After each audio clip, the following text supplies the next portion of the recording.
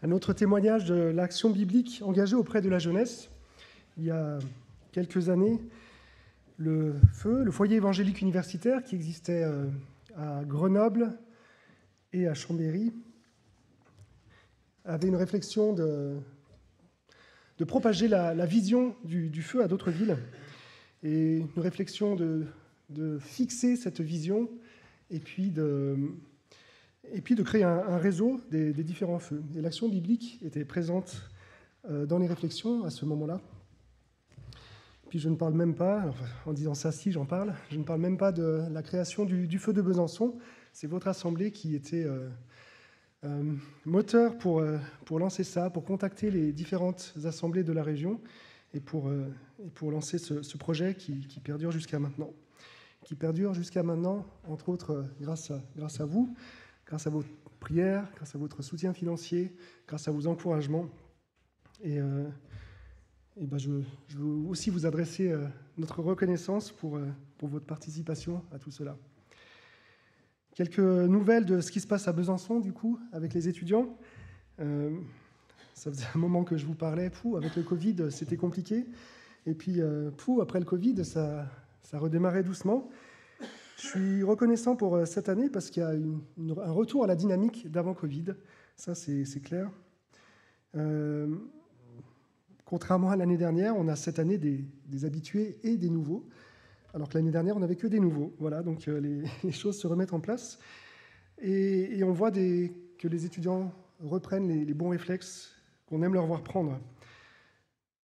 Prier pour leurs amis, inviter leurs amis, témoigner auprès de leurs amis. D'autres réflexes du genre se retrouver ensemble pour s'encourager à marcher avec Dieu. Il y a des groupes de croissance qui se remettent en route. Il y a des personnes en recherche qui se joignent aux différentes activités. Je vous prie de prier pour ces personnes qui sont en recherche. Il y a un jeune homme qui vient d'un pays d'Amérique centrale qui a été invité par un chrétien de Bolivie. Puis en discutant avec lui, il me dit « Ah ouais, ma famille est mormone. » Alors, des mormons, j'en croise pas si souvent que ça, finalement. Mais il me dit « Oh, ils sont pas très pratiquants. » Ah, d'accord. Par contre, oui, la Bible, ça l'intéresse. Alors il vient à la grande traversée de la Bible qui a commencé depuis lundi. Vous pouvez aussi prier pour une jeune fille qui a fait la grande traversée de la Bible, elle, au premier trimestre. C'est un peu compliqué pour elle. Je l'ai réinvitée à un événement cette semaine. Elle m'a dit « Oh, j'ai toujours du mal à sortir de chez moi. » Elle avait fait des crises d'angoisse pendant le premier trimestre. Elle n'avait pas pu venir à toutes les séances.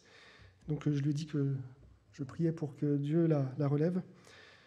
Priez pour que Dieu la relève, effectivement. Priez avec moi. Et qu'on puisse la voir à d'autres occasions et continuer à lui témoigner de l'amour de Dieu.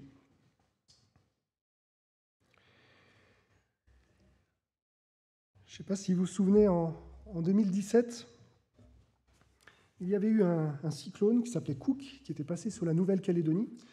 Et il était passé à peu près, exactement au moment où il y avait des concours. Alors ça devait être le concours pour devenir prof de sport, peut-être une agrègue, je ne sais plus.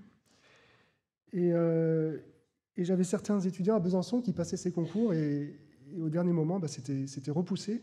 Parce que comme en Nouvelle-Calédonie, ils ne pouvaient pas le passer à cause du cyclone, et pour l'égalité entre tous les candidats sur tout le territoire national, ils avaient repoussé pour tout le monde les épreuves. Alors imaginez, vous préparez un concours pendant déjà l'année de préparation, mais je pense que c'était des projets qui remontaient à plusieurs années. Et puis, ça y est, c'est presque là, la date arrive, et tout d'un coup, paf, c'est repoussé. Il faut continuer à attendre, patienter et maintenir les révisions. Un peu dans le même ordre d'idée, j'imagine qu'il y en a certains d'entre vous dans cette salle qui, en 2019, passaient le brevet des collèges, et puis canicule, et hop, le brevet repoussé de 2-3 jours. Il y a des choses comme ça où on a des attentes, des moments désagréables qui arrivent, et puis au lieu d'être libéré, tout d'un coup, le moment désagréable est encore prolongé. Cette semaine, j'ai entendu parler d'un procès qui a été commencé, mais qui a été arrêté en plein milieu et repoussé parce que l'une des juges est tombée malade. Et elle n'était pas remplacée. Elle n'était pas remplaçable. Il y a certains des accusés qui sont en prison depuis des années, sans jugement. Alors, je ne me prononce pas du tout, ça se trouve, ils sont tout à fait coupables. Hein. Mais quand même, quand on attend un procès, qu'on soit l'accusé ou la victime. Et devoir repousser les choses comme ça doit être assez lourd à porter. Il y a des cas où il faut juste se dire que c'est la vie, que c'est comme ça. Qui aurait pu prévoir un cyclone? Qui aurait pu prévoir une canicule? Quoique. Parfois, c'est juste de la mauvaise gestion, et il y a de quoi être en colère. Qui aurait pu prévoir qu'en France, on manque de juges? La situation dans laquelle vous avez laissé Paul la dernière fois que vous avez ouvert le livre des Actes, elle ressemble un peu à ça. Il a été mis en accusation, mais les accusations étaient bancales. Malgré tout, il est resté emprisonné pendant 2 ans, parce que le gouverneur n'a pas eu la bonne idée de le libérer. Et puis, au bout de 2 ans, le gouverneur change. Félix part, il est remplacé par Festus. Est-ce que ça va changer la situation de Paul? C'est ce qu'on va voir aujourd'hui. Ce matin, on est dans les chapitres 25 et 26 du livre des Actes. Alors, je ne vais pas tout lire. Je vais choisir des extraits, mais quand même, pour que tout le monde ait les wagons bien accrochés, je vais vous raconter l'action que Luc nous a transmise. Alors, le nouveau gouverneur, Festus, se met vite en action dès son arrivée à Césarée, la capitale de la province. Très vite, il va à Jérusalem, qui n'est pas la capitale, mais qui est un lieu important dans la province, où en tout cas, il y a des personnes importantes avec qui il doit interagir. Il va à Jérusalem, donc, et là, les ennemis de Paul se réveillent, et ils relancent l'accusation contre Paul, et ils cherchent à obtenir que Paul soit ramené à Jérusalem, soi-disant pour être jugé, et en fait pour pouvoir l'assassiner en chemin. Festus, lui, il n'a pas trop envie de rester à Jérusalem, en tout cas pas pour faire le procès de Paul, et du coup il leur dit « non, vous n'avez qu'à venir à Césarée, et puis on réglera l'affaire là-bas, moi je rentre bientôt ». Arrivé à Césarée, les accusateurs arrivent aussi, une audience est mise en route, ils accusent Paul, ils n'apportent pas de preuves, Paul, de son côté, nie les accusations. Et Festus se retrouve dans une impasse au niveau judiciaire. Par contre, au niveau politique, il a quelques idées. Il cherche à s'attirer les faveurs des Juifs et il se dit « Tiens, pourquoi je n'accéderais pas à leur demande? Je pourrais peut-être renvoyer Paul à Jérusalem. » Mais Paul voit le piège se refermer sur lui et il n'est pas du tout décidé à se laisser attraper. Et il utilise un atout qu'il n'avait pas encore joué et qu'il avait dans sa manche. Il demande que ce soit l'empereur qui le juge. Et ça, il en a le droit puisqu'il est citoyen romain. Et Festus, du coup, il est plus ou moins obligé d'accepter la demande de Paul. Mais il est embêté.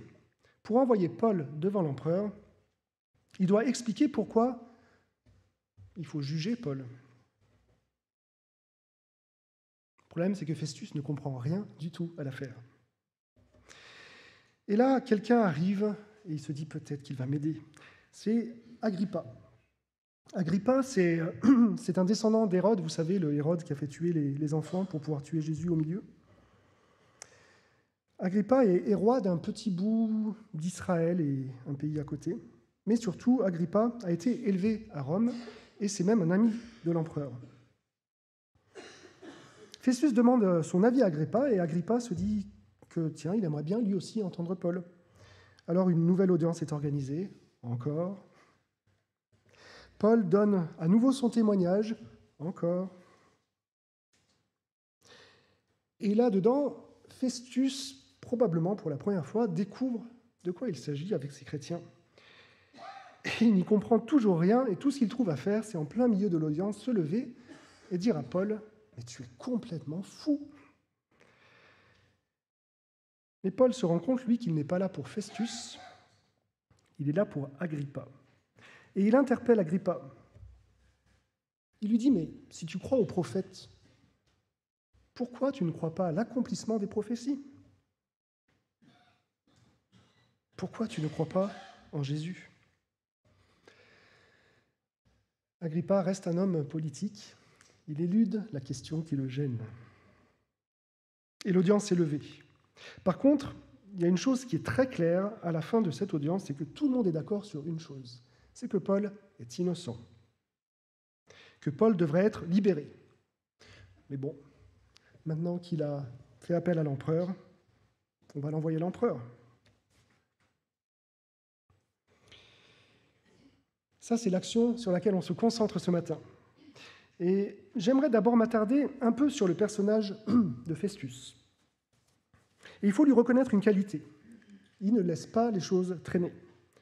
Contrairement à son prédécesseur Félix, qui, pendant 2 ans, a laissé, excusez-moi du terme, moisir Paul en prison. Et une lecture superficielle des textes pourrait faire penser que son but ultime, c'est de bien faire respecter la loi en bon magistrat qu'il est. Mais Luc nous donne des indices pour qu'on ne se laisse pas avoir par cette image bien polissée. Je vous lis juste le verset 9 du chapitre 25. Festus, qui voulait s'assurer les bonnes grâces des Juifs, répondit à Paul, « Veux-tu monter à Jérusalem pour y être jugé là-dessus devant moi ?» Qu'est-ce qui motive Festus d'avoir les bonnes grâces des responsables juifs? Festus n'est pas tellement en train de se poser la question « qu'est-ce qui est juste de faire à ce moment-là ?» mais plutôt, tiens, comment je vais réussir à gérer cette région qui, paraît-il, est bien compliquée, et peut-être qu'il faudrait que je m'attire les bonnes grâces de ces énergumènes de Jérusalem. Alors, il essaie de bouger un pion.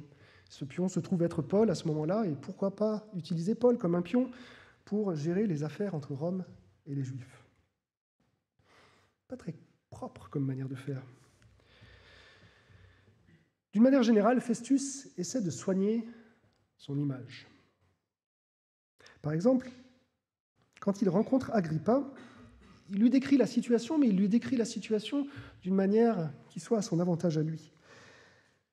Par exemple, au chapitre 25, verset 16, il est en train de raconter comment les Juifs ont demandé que Paul soit amené à Jérusalem, et il dit à Agrippa qu'il a répondu ça aux Juifs. « Je leur ai répondu que les Romains n'ont pas coutume de livrer à la mort un homme avant que l'accusé soit confronté avec ses accusateurs et qu'il ait l'occasion de se défendre contre cette accusation. » Waouh! Il a vraiment une éthique incroyable, cet homme. On dirait presque un homme du XXIe siècle, hein. C'est vraiment moderne. Hein. Maintenant, Luc raconte comment ça s'est vraiment passé. Et ça, pour ça, il faut remonter au verset 4. Au verset 3 même. Les Juifs sollicitaient Festus et lui demandaient, comme une faveur, de faire venir Paul à Jérusalem. Ils préparaient un guet-apens pour le tuer en chemin. Et voilà la réponse de Festus. Festus répondit que Paul était gardé à Césarée et que lui-même devait partir sous peu. Vous m'embêtez, vous, j'ai pas envie de rester à Jérusalem, je veux rentrer à Césarée. Voilà quelle était sa vraie motivation. Mais devant Agrippa, il ne va peut-être pas admettre qu'il était pressé de rentrer chez lui, dans son palais. Festus est chargé de diriger cette région. Et bon, il vient d'arriver. On peut comprendre qu'ils ne connaissent pas encore toutes les affaires. Mais écoutez ce qu'il dit au chapitre 25, verset 19, toujours à Agrippa. Il raconte l'audience qu'il y a eu entre les Juifs et Paul. Ils avaient avec lui des discussions relatives à leur religion particulière et à un certain Jésus qui est mort et que Paul affirme être vivant. Alors, on ne peut pas reprocher à Festus de ne pas connaître le judaïsme. Ça se trouve, il a été nommé dans la région un peu en dernière minute, il n'a pas eu le temps de préparer ses dossiers. D'accord. On ne peut pas lui reprocher de ne pas connaître Jésus. Je ne sais pas quelle était la population de l'Empire romain à cette époque, mais on ne peut pas s'imaginer que tout le monde connaisse tout le monde. Ce n'était pas un petit village. Par contre, quand Festus est en train de discuter avec Agrippa, l'audience a déjà eu lieu, et s'il avait voulu vraiment régler cette affaire, il aurait dû quand même se renseigner un peu sur ce à quoi il avait assisté. Mais quand il arrive devant Agrippa et qu'il lui dit juste un certain Jésus, je me dis, mais qu'est-ce qu'il a fait dans tout ce temps, depuis l'audience ? Jésus, ce n'était plus le petit chef d'un petit groupe d'illuminés, comme on pouvait le penser au tout début des Actes. Le mouvement de Jésus, depuis des années, avait pris de l'ampleur. Des milliers de personnes s'étaient converties. Le mouvement chrétien n'était plus un mouvement à la marge. Ce n'était pas un mouvement majoritaire, mais ce n'était pas un mouvement négligeable. Et Festus, qui avait assisté à cette entrevue entre les Juifs et Paul, et qui avait vu qu'il y avait une question à propos d'un Jésus, aurait dû se renseigner de qui était Jésus. Mais voilà, devant Agrippa, il est juste capable de parler d'un certain Jésus, inconnu au bataillon.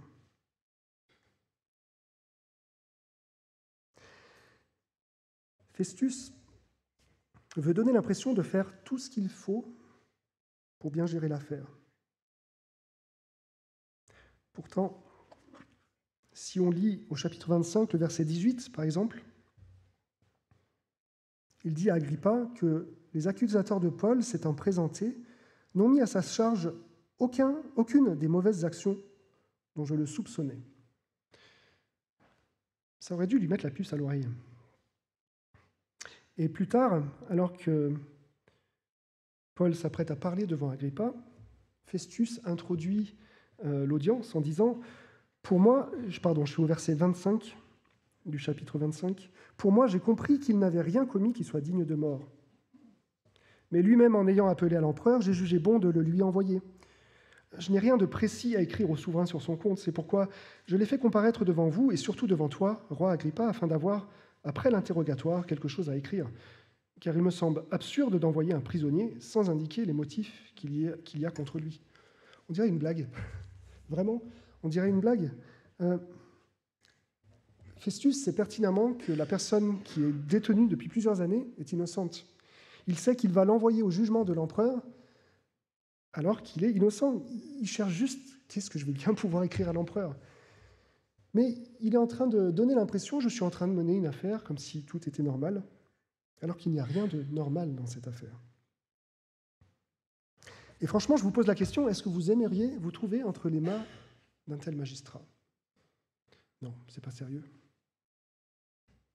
Certainement, il n'a rien contre Paul, il n'est pas méchant, mais il ne fait pas bien son travail.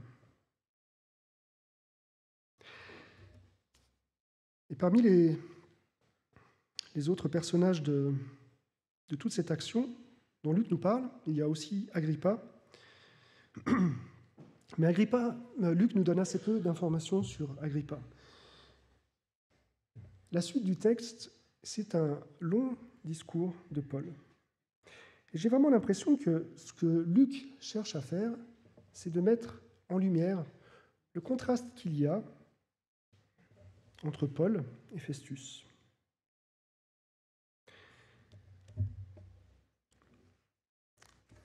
Alors regardons un peu comment Paul se comporte dans cette situation. Je vais au chapitre 26 et je lis les versets 6 à 8. C'est Paul qui parle. Et Paul dit clairement « Et maintenant je suis mis en jugement à cause de l'espérance en la promesse faite par Dieu à nos pères, et dont nos 12 tribus qui rendent un culte à Dieu sans relâche nuit et jour espèrent atteindre l'accomplissement. C'est pour cette espérance, ô roi, que je suis accusé par des Juifs. Quoi ? Jugez-vous incroyable que Dieu ressuscite les morts ? » Paul, vous le remarquez, refuse de se laisser enfermer dans une discussion politique. Il va directement et uniquement et complètement sur le terrain de la foi. Il dit qu'il est prisonnier à cause de sa foi. Et il refuse de laisser quelque autre chose se dire par rapport à la situation. Il aurait pu jouer sur des choses politiques. Il aurait pu dire que les Juifs essayaient de garder leur foi pour eux, alors que Dieu la voulait pour tous, y compris les Romains.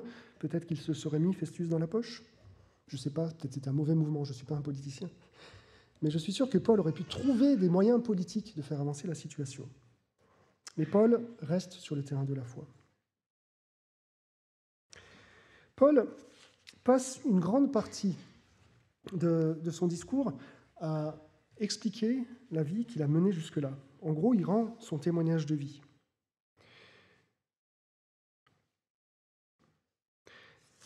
Et j'aimerais lire avec vous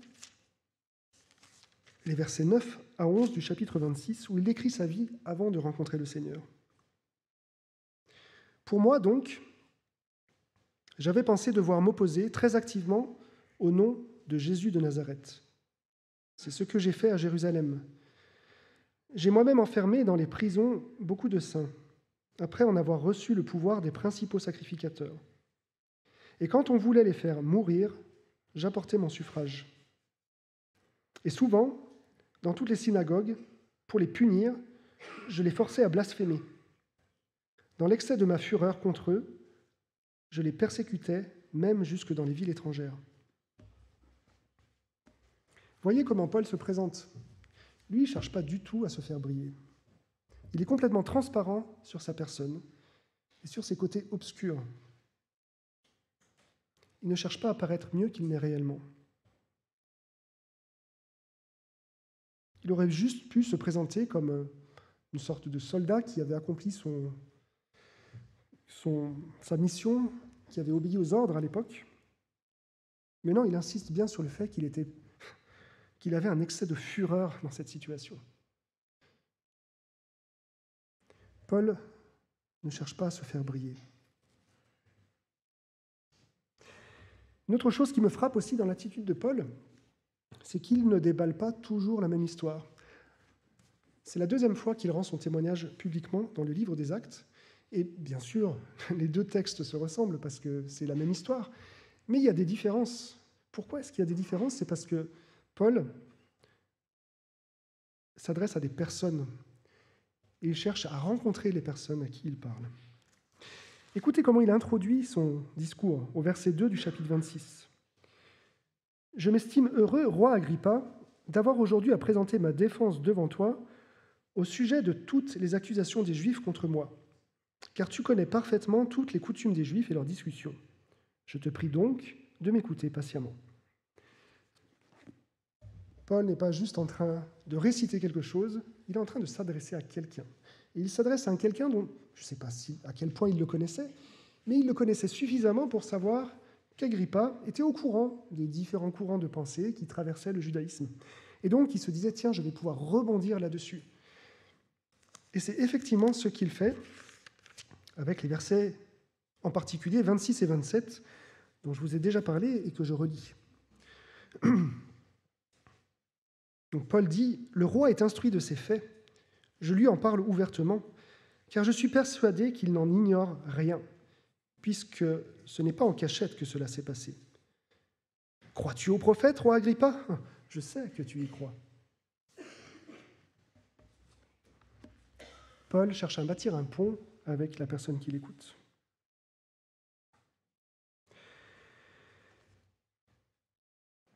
Une autre chose qui me frappe, c'est que Paul souligne qu'en toute chose, son attitude est irréprochable.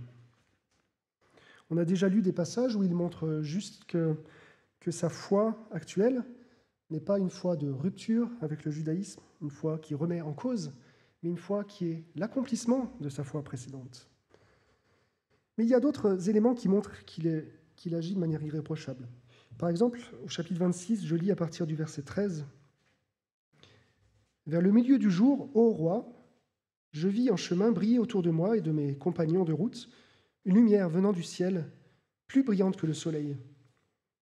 Nous sommes tous tombés par terre, et j'entendis une voix qui me disait en langue hébraïque, « Saul, Saul, pourquoi me persécutes-tu » Et puis je saute au verset 19.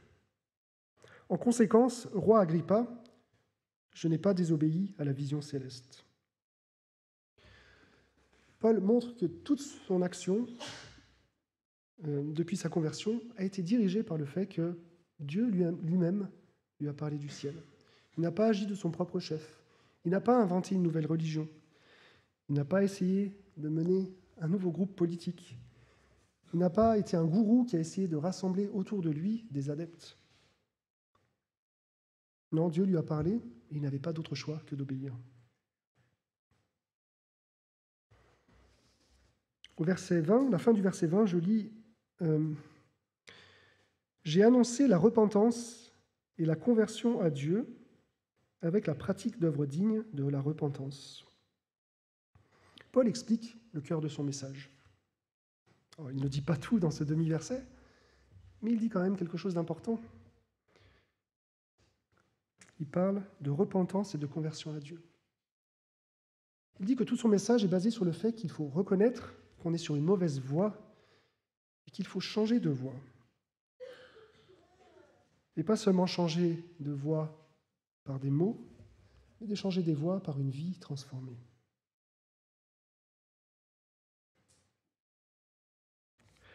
Comment est-ce qu'on peut accuser quelqu'un qui dit juste « il faut reconnaître qu'on fait le mal et changer » Qu'est-ce qu'il y a de répréhensible à cela ? Au verset 22, Paul dit « Grâce à la protection de Dieu, j'ai subsisté jusqu'à ce jour, et je rends témoignage devant les petits et les grands, sans rien dire en dehors de ce que les prophètes et Moïse ont déclaré devoir arriver. » Voilà un homme qui mène toute sa vie sur l'idée qu'il faut placer sa confiance en Dieu, parce qu'il prend soin de nous, et sur l'idée que Dieu a parlé à travers les Écritures et qu'il faut croire et obéir. À nouveau, qu'y a-t-il de répréhensible à cela ?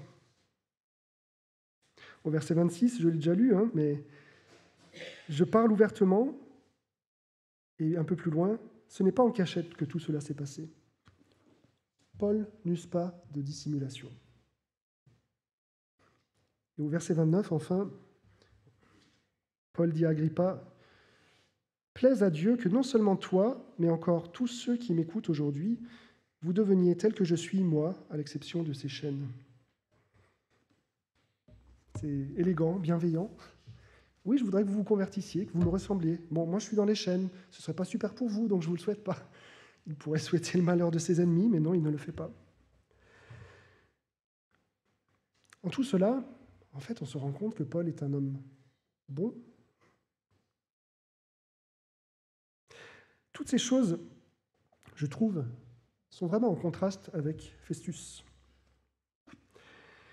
Et du coup, j'aimerais tirer quelques applications pratiques de cette comparaison. Alors d'abord, je vais vous donner une mauvaise application pratique qu'il ne faut surtout pas faire. Arriver à la conclusion que tous les politiciens sont pourris. D'abord, le texte ne dit absolument pas ça.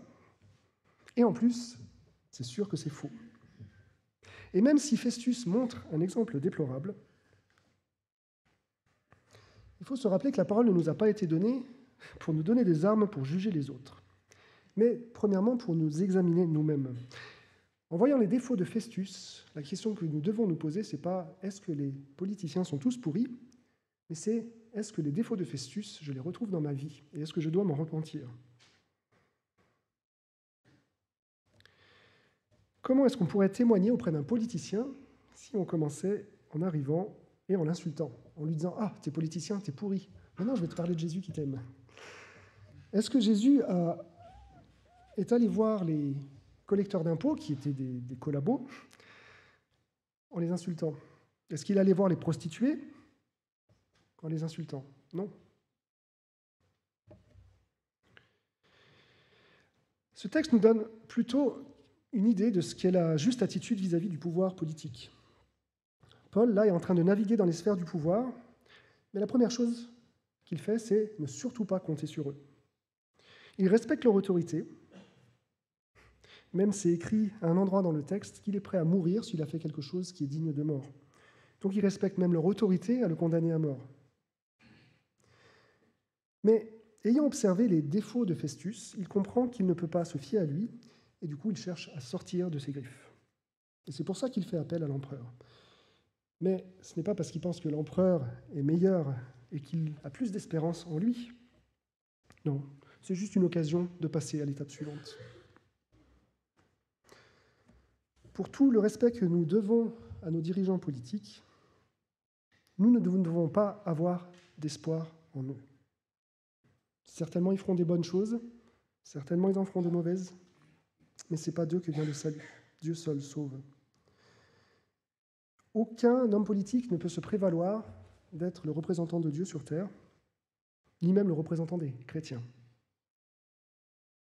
On peut plaider, on peut interpeller, on peut militer, je pense qu'on a le droit, et je suis sûr qu'on ne militera pas tous dans le même parti, et ce n'est pas grave.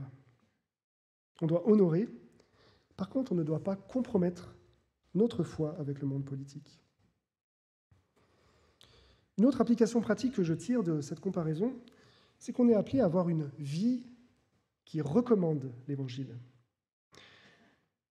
Vous avez, c'est sûr, entendu parler des scandales qui entachent l'Église catholique en France, et vous savez probablement que le même genre de scandale entache l'Église évangélique aux États-Unis. Comment est-ce que des institutions entachées de telles choses peuvent encore témoigner ? Et je ne dis pas ça pour les accuser, je dis ça pour nous avertir, nous. C'est vrai au niveau des institutions, mais c'est aussi vrai au niveau des assemblées locales et au niveau personnel.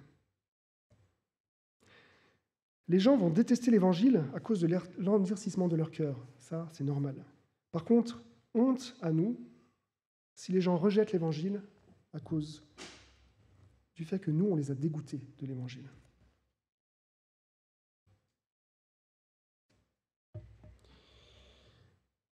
Ça ne veut pas dire qu'il faut faire semblant d'être parfait. Notre vie manifestera l'Évangile si on est capable d'aller voir les autres en reconnaissant nos torts.